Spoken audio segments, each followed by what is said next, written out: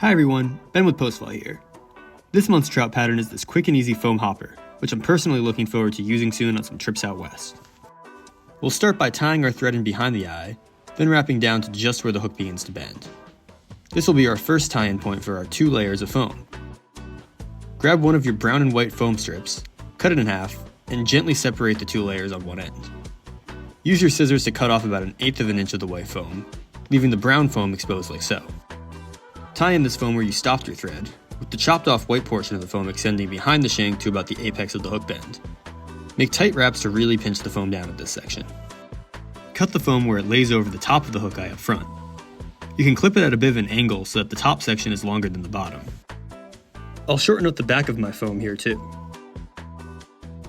Then go to your thinner orange foam from your kit and cut a section of this in half too.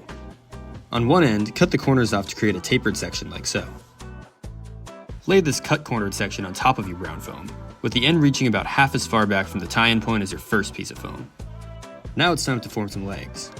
Separate 2 rubber legs from the longer strand, and while they're still stuck together, clip them in half at their midpoint. With both halves, tie a tight overhand knot in the middle to form a leg that joints and comes off of the knot at an angle like this. Then, split one of the coupled leg ends coming off of the knot and cut at the base of the knot so that only a single leg comes off. The result should look something like this. 2 joined rubber legs going into the knot, 1 coming out. Lay the side of the leg that still has 2 rubber strands against the side of your foam body so that the knot and the single leg section angle back and away. Make a couple of loose wraps at first to arrange the leg exactly where you want it. I tried to align the knotted part of the leg up with the end of the white section of foam. Repeat with your second leg on the other side of the body, creating a mirror image of how you tied in your first leg. When secured, snip the double leg tag section close to the tie-in point. Gently lift the front of the foam body section off the shank and make open wraps up to the front. You can also put a bit of glue under this section to help bind the body's midsection to the shank, but it isn't necessary. Stop your thread again about a hook eye's length from the front of the shank and bind down both pieces of foam again. When they're locked in, cut the front-facing orange foam short so that a bit of the butt section flares up from the tie-in point here.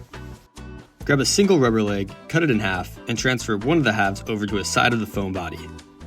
Tie it in at its midpoint, then do the same thing on the opposite side. You'll want to shorten all of these legs. I cut my 2 back-facing ones so that they extended almost to the back leg's knees, and then cut the front-facing legs to match. I'm also going to cut my brown and white foam again here just to shorten up the head.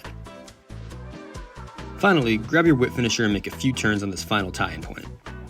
After you snip your thread, I give a few different points on the fly a touch of head cement. This includes the whip finish turns, the bottom wraps under the foam, the wraps over both the front and back legs, and just a bit on the bottom of the foam body. This will stop the foam that's tied directly onto the shank from rolling after a few fish. With that, your hopper is ready for action. Bring this along to your favorite meadow stream to throw it deep into cover, or use it as a buoyant indicator pattern for a heavier nymph in swift current. However it's used, get ready for the big splashy eats that become addicting when fishing big foam bugs in the summer. Thanks for watching.